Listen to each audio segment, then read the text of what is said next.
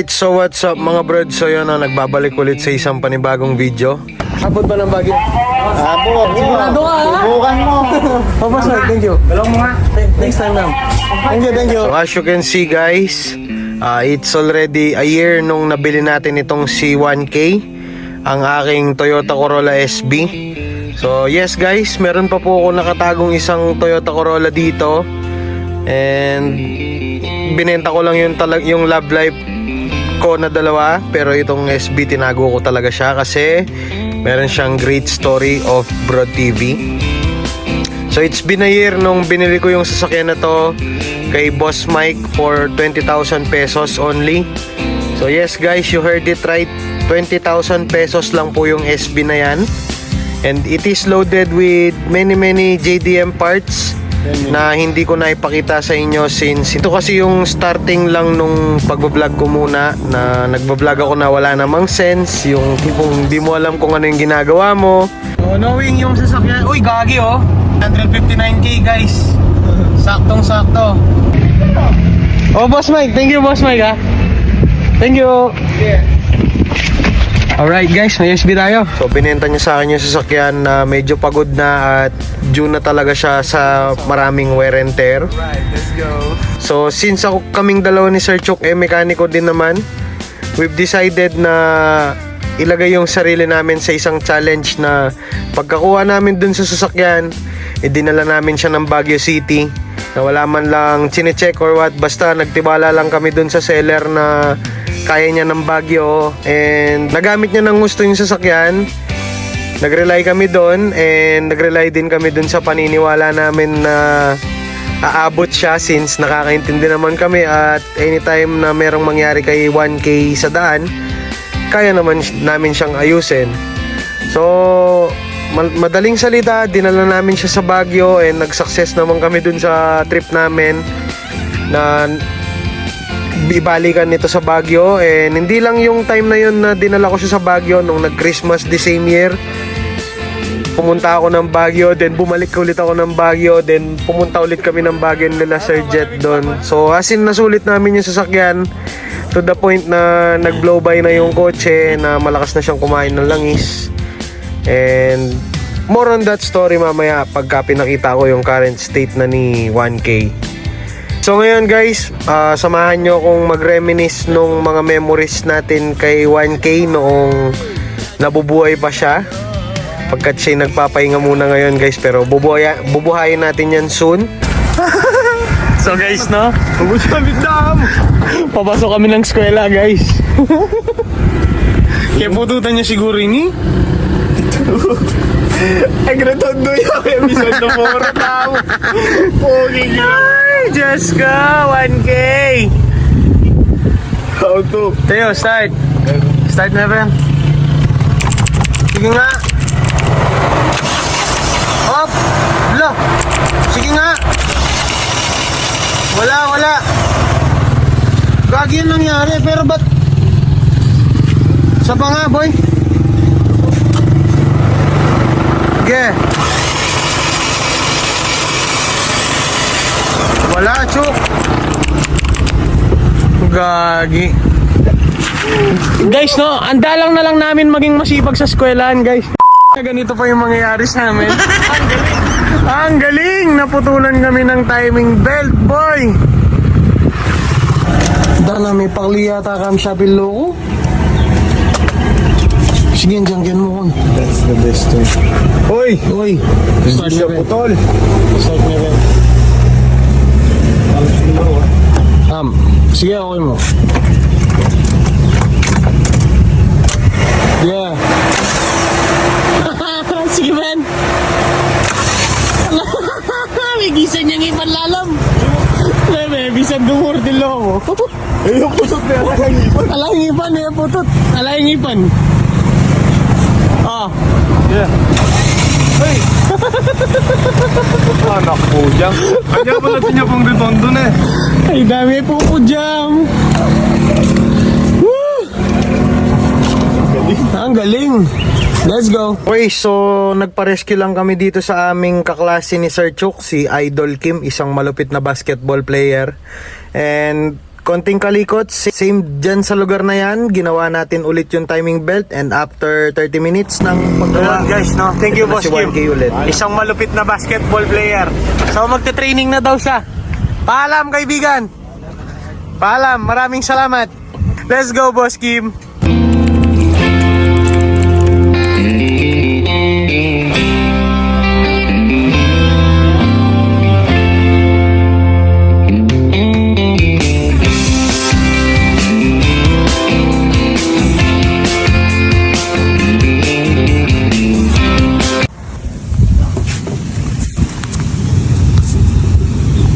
Mega Jo, sakto yun.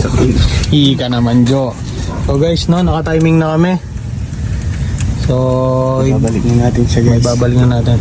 Wala nang game-game to guys. Kung gusto nyo manood na nagta-timing ng ganito, saan manonood, Sir Jo? YouTube. Alright guys, let's go. So, subukan natin paanda rin guys, no? Sige, Chok, banat.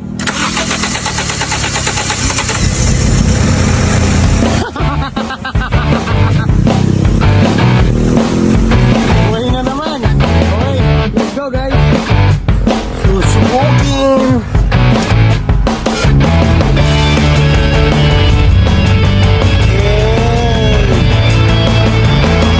Parang walang nangyari mga kaibigan.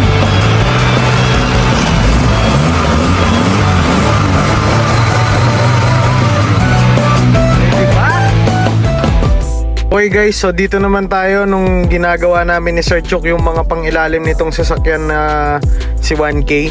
So guys, no, take note, lahat ng to ginawa namin after na ng Baguio trip namin ni Sir Chuk at ginagamit na namin yung sasakyan regular dito. So sadyang kinakalikot lang namin yung sasakyan para lang maging mas komportable siya. And okay naman ang lahat, nagagamit namin siya ng maayos na pang-service namin ni Sir Chuk. Kaso dumating talaga yung point na nung bibilin ko na si Uno, na short ako dun sa kinita ko dun sa kinatay kong love life ko talaga na si Snow. So ang ending pati si 1K nai-parts out ko kasi mas kailangan kong bayaran yung sasakyan na inutang ko.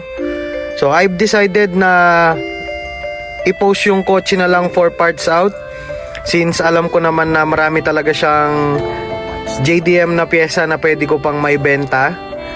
So to cut the long story short, bumalik naman na yung kapital nitong si 1K na 20K dun sa mga pyesang naibenta ko.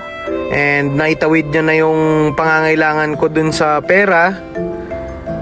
And after 1 year to be exact, August 25, 2025, ito na yung condition ni 1K guys.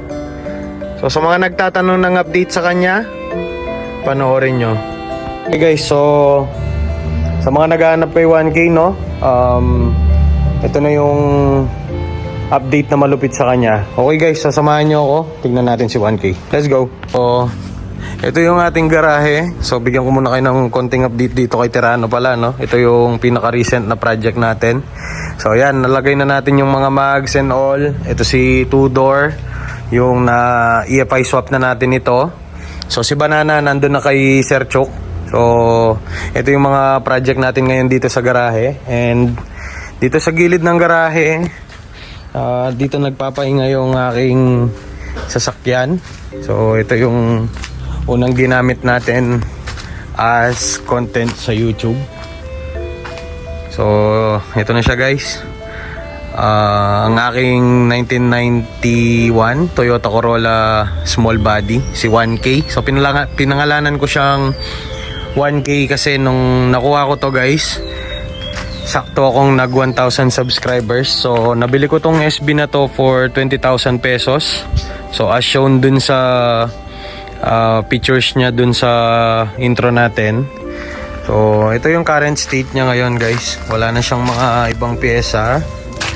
Hindi na siya nakamags, ganun. So ano ba yung nangyari? Bakit ba siya nagkaganyan? So siyempre there was this time na sabi ko nga sa inyo, umalis na ako dito sa bahay namin to mag-umpisa na ng sarili kong buhay. And darating dun sa point na talagang kailangan mong maglabas ng pera at naubusan ako ng nakapondong pera. So kung di nyo natatanong at napapansin nyo naman, ayan. So marami siyang JDM na pyesa for 20,000 pesos. Talagang na-jackpot ko yung sasakyan na to noon. And nakita nyo naman na dinala nga natin siya sa Baguio. And okay naman siya noon. Marami siyang mga, ayan o guys, kung nakikita nyo pa. Meron siyang JDM fenders, JDM moldings, and yung mga handles niya. So there was this time na naubusan tayo ng pondong pera, and I've decided na i-parts out na lang muna siya. Ibenta yung mga pyesa niya. Tas wala na, talagang kakatayin na siya.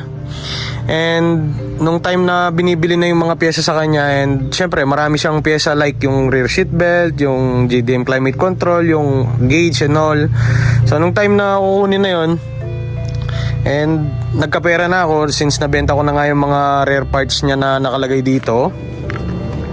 Naawa ako dun sa kotse na kung kakatayin ko siya ng tuluyan, kasi nga buo pa naman yung sasakyan at nagagamit pa siya nung bago ko siya katayin. Talagang pasok ko na kasi yung engine na niya nun guys. Talagang nag-over, hindi naman siya nag-overheat, talagang malakas na siya kumain ng langis.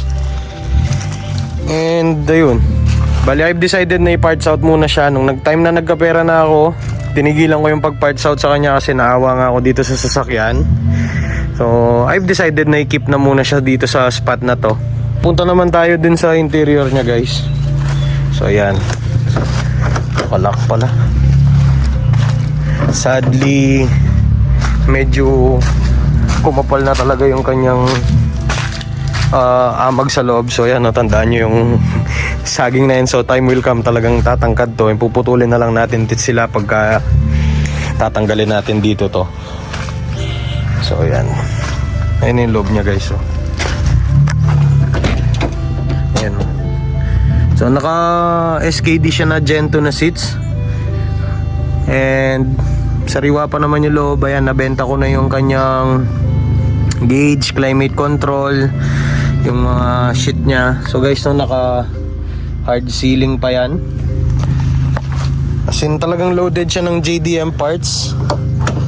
Talagang ayan, meron pa siyang rear seat belt dati. Grabe yung amag ng manibela oh. So ayan, sa mga naghahanap ng update kay 1K, ito na siya. So nakatago lang siya dito, even though medyo hindi maganda yung current state niya kasi solid yung moisture dito. Pero ano to, parang challenge to sa akin. Time will come guys, bubuhayin natin ulit tong SB natin. So tingnan naman natin yung kanyang engine. So ito yung engine na nagdala sa akin sa Baguio, hindi lang isang beses, hindi lang 2 beses. Kasi nung Pasko at 3 beses yata kami bumalik doon.